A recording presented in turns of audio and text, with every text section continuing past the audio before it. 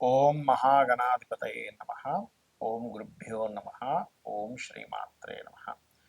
పరమేశ్వర స్వరూపమైనటువంటి జ్యోతిష, వాస్తు మరియు ఇతర అనేకమైనటువంటి శాస్త్రములను మనకు అందించినటువంటి మహర్షులకి నమస్కారం.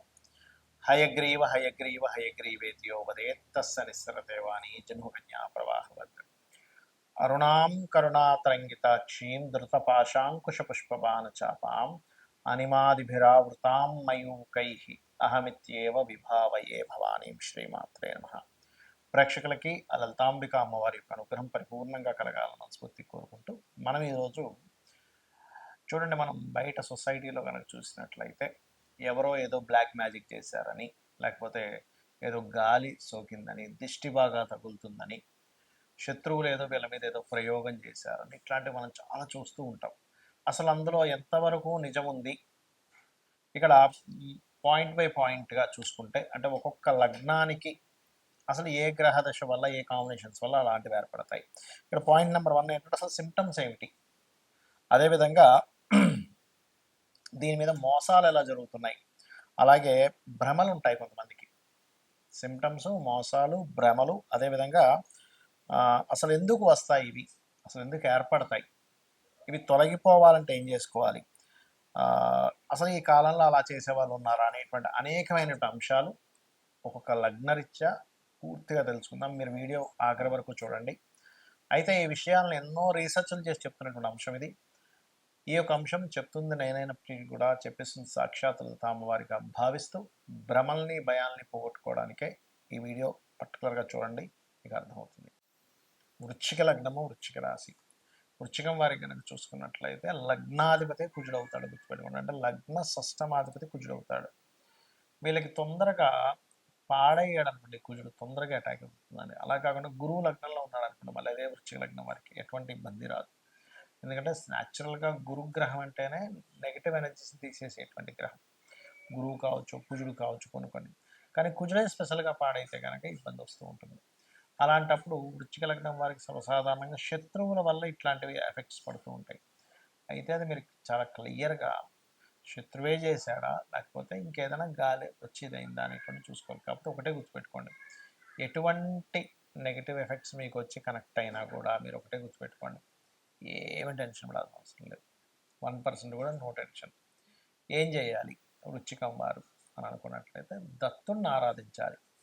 దిగంబర దిగంబర శ్రీపాదవల్లభ దిగంబర లేదా జయ గురుదత్త, శ్రీ గురుదత్త అనే నామస్మరణ ఖచ్చితంగా మంచి ఫలితాలు ఇస్తుంది. మరి అలాగే ఒక్కొక్కసారి చూడండి, మనకి పలానా గృహం దగ్గరికి వెళ్ళామండి, పలానా ఇంటికి వెళ్ళాము, ఆ ఇంట్లో అంతా ఒక రకంగా ఉండేది మాకు అంటూ ఉంటారు. ఎందుకంటే ఈ వృశ్చికం వారికి 4వ అధిపతి శని 3, 4 ఆధిపత్యం కలిగి ఉంటుంది. అలా 3, 4 ఆధిపత్యం కలిగి ఉన్న శని కనుక పాడైతే ఆ గృహంకి వెళ్ళినప్పటి నుంచి వాళ్ళకి ఆ ఎఫెక్ట్స్ ఎక్కువ అవుతూ ఉంటాయి. మరి ఈ యొక్క శని పాడయ్యాడండి, పలానా ఇంటికి వెళ్ళాం. సర్వసాధారణంగా ఏమవుతుందంటే ఈ వృశ్చికం వారికి శని పాడైన పలానా ఇళ్ళకి వెళ్ళినప్పుడు వెస్ట్ ఎక్కువగా పెరిగి ఉండడము, లేకపోతే వెస్ట్ నుంచి ఎక్కువ వెళ్తురు రావడం జరుగుతూ ఉంటుంది. వెస్ట్ నుంచి ఎప్పుడు ఎక్కువ వెళ్తురు రాకూడదు. ఈస్ట్ నుంచి కానీ, లేకపోతే నార్త్ నుంచి కానీ ఎక్కువ రావాలి, లేదా ఈశాన్యం నుంచి రావచ్చు. కానీ వెస్ట్ నుంచి, ముఖ్యంగా నైరుతి గదిలో అసలు వెళ్తురు రాకూడదు. ఇంకొక విషయం చెప్తానండి మీకు ఇందులో, నైరుతి గదిని చీకటిగా పెట్టమని చెప్తారు శాస్త్రంలో. ఎందుకు అంటే నైరుతిలో పితృదేవతలు ఉంటారు. ఇలాంటివి ఏవైనా నెగిటివ్ ఎఫెక్ట్స్ మన మీదకి వచ్చినప్పుడు పితృదేవతలు ముఖ్యంగా కాపాడతారు, దేవతల కంటే ముఖ్యంగా. అందుకని ఇంట్లో నైరుతి గదిని చీకటిగా ఉంచుకోవడము. నైరుతికి 2 భాగాలు, నైరుతి భాగాన్ని 2 భాగాలు చేస్తే కుడి భాగం వైపు ఉండేటువంటి ప్రదేశాన్ని పితృ అనే పదం ఉంటుంది వాస్తులో. అక్కడ పెద్దవాళ్ళ యొక్క పటాలు పెట్టడం చేస్తూ ఉండాలి. ఇక మీకు ఉదాహరణకి బుధుడు పాడయ్యాడు అనుకోండి, ఏమవుతుందంటే కొంతమంది ఈ నిధులు, నిక్షేపాలు, ఎందుకంటే వృశ్చిక లగ్నం కదా, ఇట్లాంటి వేటల్లో ఎక్కడెక్కడికో వెళ్ళి కొన్ని నెగిటివ్ ఎనర్జీస్ని వీళ్ళు కనెక్ట్ అవుతారు తెలియకుండానే. ఎందుకంటే అష్టమ లాభాధిపతి బుధుడవుతూ వృశ్చిక లగ్నం అయింది. వృశ్చికం అనేటువంటిది ఏంటంటే నిగూఢమైనటువంటి విషయాలు. నేను చూస్తూ ఉంటాను కొంతమంది చెప్పడం ఏంటంటే, పలానా దగ్గర పలానా ఏదో నిధి ఉందండి, అక్కడికి వెళ్ళేది తీయబోతే మాకు ఇట్లా జరిగిందని చెప్తూ ఉంటాం. అటువంటివి ఎక్కువగా జరుగుతూ ఉంటాయి వృశ్చికం వారికి. కాబట్టి అట్లాంటి వాటి జోలకు పోకండి. ఏదేమైనా కూడా మీరు ఇట్లాంటి సిమ్టమ్స్ ఏమైనా కనిపిస్తున్నాయి అని అనుకున్నప్పుడు దత్తుణ్ణి తలుచుకోండి, అన్ని విధాలు బాగుంటుంది.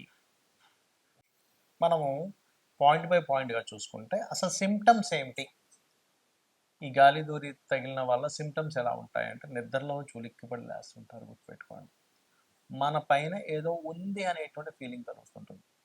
అది సమ్ టైమ్స్ నేను ఇందాక చెప్పినటువంటివి ఏవైతే ఇప్పుడు శని కానీ కేతువు కానీ పాడైన బుధుడు కానీ పాడైనటువంటి రవి కానీ రాహు కానీ ఇట్లా ఈ కుజుడు నీచంలో ఉన్న కుజుడు కానీ ఈ దశలు వచ్చినప్పుడు సహజంగా ఏమవుతుంటుందంటే విశ్వంలో భగవంతుడు క్రియేట్ చేసిన సృష్టిలో పాపగ్రహ సంబంధాలు పాడై మహాదశలు అంతర్దశలు ప్రత్యంతర్దశలు నడిచినప్పుడు ఇక్కడ ఉన్నటువంటి కొన్ని పిశాచాల బాధలు పడుతూ ఉంటాడు మనిషి. శుభగ్రహ సంబంధాలు వచ్చినప్పుడు కొన్ని దేవతా గణాల యొక్క మంచి ఫలితాలు పొందుతుంటాడు. ఇది మెయిన్ కారణం అక్కడ ఎందుకు అలా అవుతుంది అంటే. రైట్. అయితే సిమ్టమ్స్ మాత్రం చెడు కళలు రావడం, చెడు కళలకి గజేంద్ర మోక్షం చదువుకుంటే క్లియర్ అయిపోతుంది. కాకపోతే ఉలిక్కి పడడం, వెనక నుంచి ఎవరో ఇలా వెళ్ళిపోయినట్టు అనిపించడం, ఏదో పని చేసుకుంటే వెనక నుంచి ఏదో ఒక నల్లటి ఆకారం వెళ్ళిపోయిందండి అంటూ ఉంటారు. ఇవి కొంతమందికి భ్రమలు కూడా ఉంటాయి. అంటే ఏమిటి, ఏమీ లేకపోయినా భ్రమ పడుతుంటారు. భ్రమ ఎవరు పడతారు, ఎందుకంటే మనం ఒక క్లారిటీకి రావాలి, నేను నిజంగా భ్రమ పడుతున్నానా అవుతుందా ఇది తెలుసుకోవాలి ముఖ్యంగా. ఎందుకంటే ఈ మీరు భ్రమ పడుతున్న దాన్ని కొంతమంది సొసైటీలో మోసం చేస్తుంటారు కూడా. మీకు ఏదో వచ్చేసిందండి, మీరు ఇన్ని లక్షలు తీసుకురండి, ఇన్ని వేలు తీసుకురండి, ఫస్ట్ అక్కడ డబ్బులు పెట్టండి అని మిమ్మల్ని ఇబ్బంది పెట్టే వాళ్ళు ఉంటారు సొసైటీలో. ఇది బాగా గుర్తుపెట్టుకోండి. మరి ఏమండి, నాకు భ్రమ అవ్వచ్చు లేదా నిజంగా అవ్వచ్చు, ఏమిటి దీనికి పరిహారము అంటే కూడా చెప్తాను నేను మీకు. అలాగే మరొకటి ఏంటంటే ఇక్కడ భ్రమకి నిజంగా జరుగుతుందా అనడానికి ఏమిటి తేడా అంటే చెప్తా చూడండి. మీది భ్రమ అనుకోండి, ఎక్కడో పంచమాధిపతి మహాదశలు నడుస్తుంటాయి, మీ లగ్నం నుంచి 5వ అధిపతి మహాదశల్లో ఇది కనెక్ట్ అవుతూ ఉంటుంది, లేదా చంద్రుడి ద్వారా కనెక్ట్ అయిందంటే అది భ్రమే, ఇంకా అందులో డౌట్ లేదు. నిజంగా జరుగుతుందంటే అప్పుడు ఏంటంటే మీరు సంబంధం లేకుండా ఉలిక్కి పడుతూ ఉంటారు, అది నిజమైందనమాట. అయితే అందులో ఇక్కడ మరి ఈ రోజుల్లో నిజంగా ఇలాంటివి ఏమైనా ఇప్పుడు మనం వింటూ ఉంటాం, పాతకాలంలో వినేవాళ్ళం, బాణామతి, చిల్లంగి, లేకపోతే రకరకాలు ఉంటాయి, రకరకాల చెడుకులు చేసేవాళ్ళు ఉంటారు. మరి ఈ కాలంలో ఉన్నారంటే చాలా తక్కువ అలాంటివి చేసేవాళ్ళు ఇప్పుడు. ఎందుకంటే ఇప్పుడు అంత ఓపిక కానీ అంత నిష్టగా ఉండేవాళ్ళు కానీ లేరు. ఎక్కడో ఓ లక్షలో కోట్లో ఒక వ్యక్తి దొరుకుతారు జెన్యున్గా ఉండేవాళ్ళు. మిగతా అంతా కూడా మార్కెట్లో ఉన్నదంతా కూడా ఫేక్ పీపుల్ ఎక్కువగా ఉన్నారు, ఇది మీరు గుర్తుపెట్టుకోండి. ఇది చాలామంది ఏమంటే నాకు శత్రువు ఉన్నాడు, వాడి మీద ఏదో ప్రయోగం చేయడానికి ఎవరినో కలిశాను, ఇన్ని లక్షలు తీసుకున్నారు, ఏదో చేసేసాను అన్నాడు, ఇంకేవో చెప్తూ ఉంటారు. అవి మీరు నమ్మకండి దయచేసి. జెన్యున్ పీపుల్ చాలా తక్కువ. నేను ఇలాంటివి లేవనట్లేదు, ఉన్నాయి, కానీ ఇలా చేసే వాళ్ళ జెన్యున్గా ఉండే వాళ్ళ పీపుల్ చాలా అంటే చాలా తక్కువ, చాలా ఎక్కడో కానీ ఉండరు. వాళ్ళు దానికి ఎన్నో నియమనిష్టలు పాటించాలి, లేకపోతే వాళ్ళకి ప్రమాదం అనమాట అది. రైట్. అలాగే ఇక్కడ ఇంకొక విషయం ఏంటంటే అసలు వీటి నుంచి మీరు తప్పించుకోవాలి, వీటి నుంచి అసలు బయటపడాలి అంటే ఏం చేయాలి? శాస్త్రాల్లో చాలా ఉన్నాయండి పద్ధతులు. ఒకటి, నిత్యము చండీ ఇంట్లో గనక పారాయణం జరిగింది, లేదా లలితా సహస్రనామాలు ఇంట్లో పారాయణం జరుగుతుంది, రోజు ఉదయం సాయంత్రం లలితా సహస్రనామాలు చదువుతున్నాయి, లలిత చదవడం కానీ లేకపోతే ఖడ్గమాల ఇంట్లో మీకు ఉపదేశం ఉంటేనే ఖడ్గమాలు చేయాలంటారు. జరుగుతుంది అంటే ఆవరణ దేవతలు ఒక్కొక్క దేవత గురించి వస్తూ ఉంటుంది, ఆ దేవతలు మొత్తం రక్షణ కలిగించి మీకు నెగిటివ్ ఎనర్జీ పోయేలా చేస్తుంది, గుర్తుపెట్టుకోండి. ఒకటి. రెండవది, హనుమాన్ చాలీసా వచ్చండి నాకు, పొద్దున సాయంత్రం ఇంట్లో చేసుకుంటాను, లేదా రామ భజన ఏదైనా చేస్తాను ఇంట్లో, ఖచ్చితంగా అటువంటి నెగిటివ్ ఎనర్జీస్ తరిమి కొడతాడు ఆంజనేయ స్వామి. రెండవది.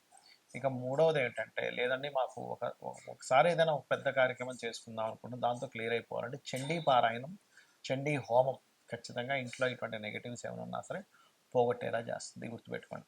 ఇలాంటివి చేసుకోండి, కానీ అనవసరంగా ఏదో నమ్మి ఏదో భ్రమంలో బ్రతుకుతూ ఏదో అయిపోయిందని అనుకుంటూ దీనివల్ల ఏమవుతుందంటే ఏమీ జరగనటువంటి మీరు ఏదో నాకు ఏదో ఎవరో ఏదో చేశారనో, ఏదో గాలి సోకిందనో, ఇలాంటి భ్రమంలో ఉన్నప్పుడు ఏమవుతుందంటే లైఫ్ అన్నిటిని పక్కన పెట్టేస్తాడు మనిషి. అంటే చేస్తున్నటువంటి ఉద్యోగము, వ్యాపారము, ఇవన్నీ వదిలేసి వాటి చుట్టూ తిరుగుతుంటాడు.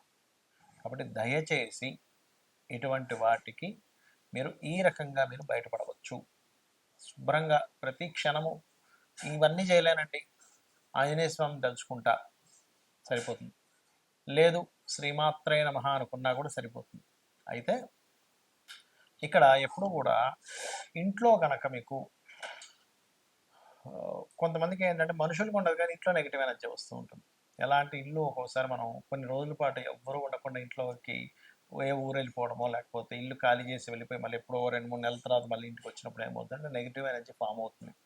అలాంటప్పుడు ఖచ్చితంగా ఇంట్లో ఏ హోమమో, సత్యనారాయణ సంవ్రతమో ఒక 11 రోజుల పాటు గోమూత్రాన్ని చల్లి నీట్‌గా తుడవడం చేయాలి.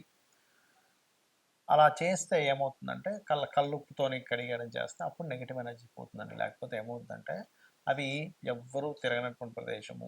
ఎందుకంటే లోకంలో నెగెటివ్ ఎనర్జీ, పాజిటివ్ ఎనర్జీ 2 ఉన్నాయి గుర్తుపెట్టుకోండి. దేవతా ఎనర్జీ ఎంత స్పష్టంగా ఉందో పిశాచాలు, ఆత్మలు ఈ ఆత్మలే రకరకాలుగా మారుతూ ఉంటాయి. మనిషి యొక్క ఆత్మే ఆ రకంగా మారుతూ ఉంటుంది. అవి కూడా ఉన్నాయి. కాకపోతే ఇక్కడ దేవతని గనక మీరు పట్టుకోగలిగితే 100% ఎటువంటి ఇబ్బంది ఉండదు. కాకపోతే నిష్టగా రెగ్యులర్‌గా చేస్తున్నారు. మరి కొంతమందికి ఈ పాపగ్రహ సంబంధాలు ఎక్కువగా ఉన్నప్పుడు అది ఒక్కోసారి రోగం మీద, ఒక్కొక్కసారి ఇట్లాంటి వాటి మీద ప్రభావం చూపిస్తుంటుంది. ఆ సమయంలో అమ్మవారిని బలంగా మీరు నిత్యము చేయండి. అన్ని విధాలా మీకు బావుంటుంది. శ్రీమాత్రే నమః.